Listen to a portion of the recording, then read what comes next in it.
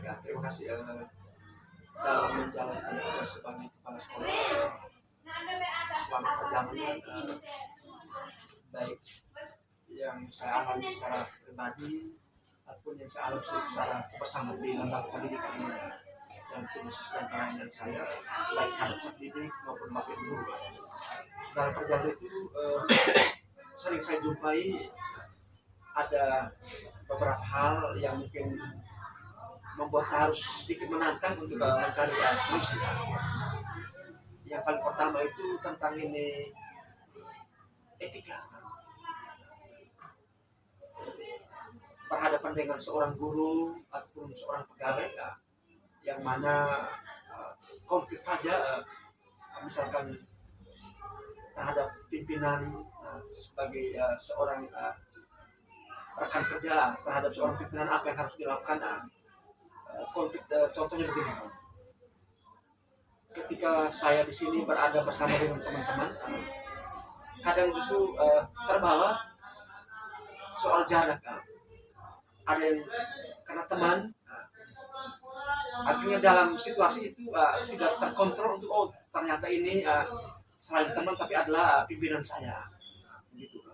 Sehingga kadang sulit membedakan itu sehingga antara rekan kerja yang menjadi teman saya dengan saya sehingga terjadi hal yang mungkin sedikit menantang bagi saya untuk saya bisa mencari solusi. Kadang ketika dalam kita situasi resmi ada hal-hal yang harus kita tangani, kadang direspon oleh teman-teman karena teman itu akhirnya lalu untuk mereka seperti itu oleh penanganan mungkin yang saya lakukan pendekatan yang paling pertama adalah mengundang mereka secara empat mata lebih dulu untuk bisa memastikan bahwa yang teman lakukan itu sebenarnya bagus tapi tempatnya salah.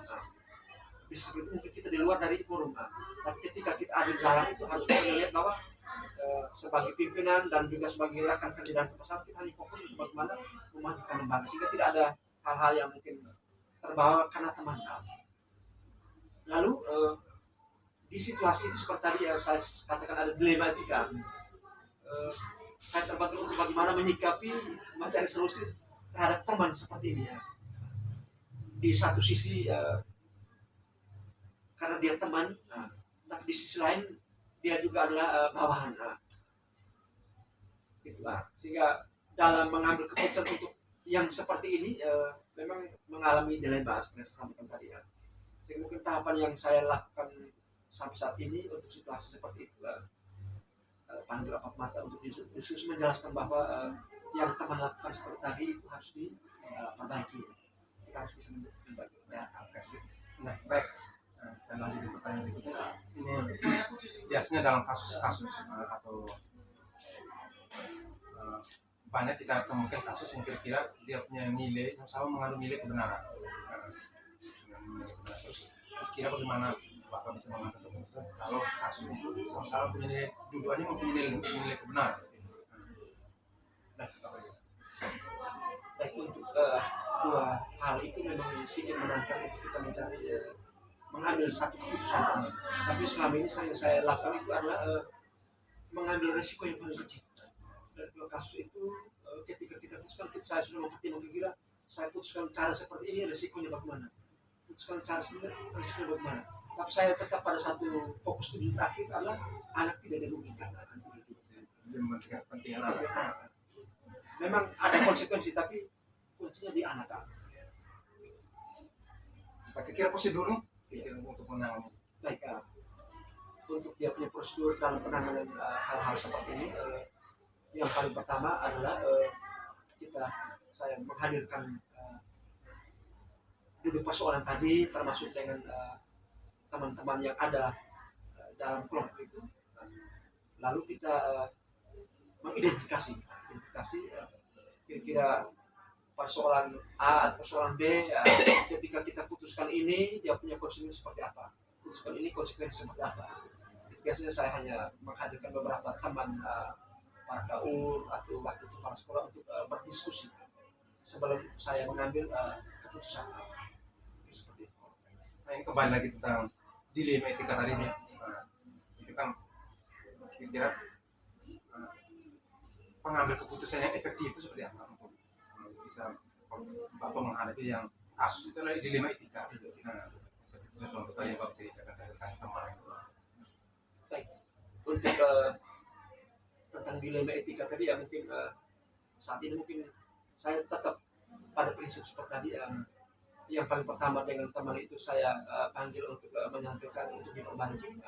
Tapi untuk sebuah keputusan tetap pada standar yang sama itu adalah kembali kepada anak itu tidak dirugikan, tapi lembaga tidak dirugikan. Lebih baik satu orang menjadi korban daripada ratusan anak harus dikorbankan. Itu menjadi standar. Seperti yang sudah dijawab dari awal tadi ya nanti proses. Baik, ini untuk penyelesaian kasus dilema etika nih, biasanya apakah menyelesaikan secara langsung di tempat atau punya jadwal tertentu? Baik, untuk ini teknik memang bervariasi. Metode yang saya gunakan itu kadang lewat rapat saya buka saja sehingga bisa diakses oleh seluruh teman-teman. Lalu kadang saya panggil empat mata sebagai saudara, teman. Saya mengingatkan bahwa yang dilakukan itu harus diperbaiki, misalkan harus diperbaiki sehingga yang menjadi target dalam kebersamaan itu harus bisa tercapai. Ini kembali ke tentang dilema etika. Nah, pasti di saat Bapak mengalami dilema etika atau ada tidak teman-teman yang kira bisa mensupport Bapak, membantu Bapak untuk bisa menyelesaikan persoalan seperti ini?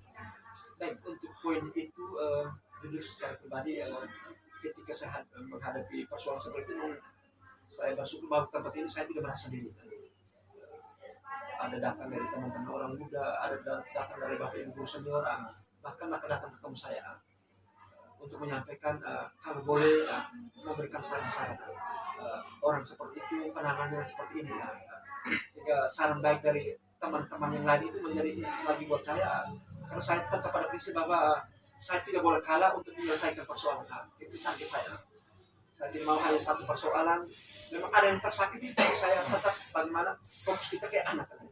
Silakan kita merasa sakit, tapi terakhir kita ujungnya bagaimana anak itu merasa bahagia. Tujuannya kayak anak-anak. Walaupun kita tersakiti, bagi kepala sekolah tersakit, teman tersakit, tapi ingat anak harus merasa bahagia. Terima kasih, Dok. Mungkin dari semua percakapan singkat kita kira bisa Bapak simpulkan tentang dilema etika. Baik, mungkin saya sedikit sharing pengalaman mungkin tentang dilema etika ini. Sejak saya berada di sini sampai dengan keadaan terakhir, mungkin di situasi terakhir saya langsung alami situasi seperti itu. Secara pribadi saya merasa bersyukur karena saya ditantang untuk satu situasi itu. Bisa mengukur kadar kualitas saya sebagai seorang pimpinan menjadi lebih dewasa karena dengan satu situasi baru. Itu yang pertama. Lalu ketika saya dihadapkan pada satu situasi itu, saya merasa bahwa saya tidak sendiri, masih ada orang lain yang selain saya mengingatkan teman, tapi ada orang lain dari teman-teman itu juga mengingatkan hal yang sama, baik untuk saya maupun dalam kebersamaan. Lalu yang ketiga, ketika menghadapi situasi tentang persoalan tadi, di keadaan terakhir ini ya sudah menunjukkan perubahan. Kami sudah menunjukkan perubahan, bukan sedikit perubahan dari pola pendekatan penanganan saya lakukan. Sehingga mungkin kita saling kembali mengingatkan dan menyadarkan, baik saya secara pribadi ataupun teman, bahwa semua kita maksud baik, hanya mungkin cara dan tempat yang harus kita posisikan. Terima kasih kesempatan yang diberikan. Semoga seri Bapak ini juga bermanfaat bagi saya. Depannya saya bisa menyelesaikan persoalan seperti Pak. Terima kasih. Terima kasih.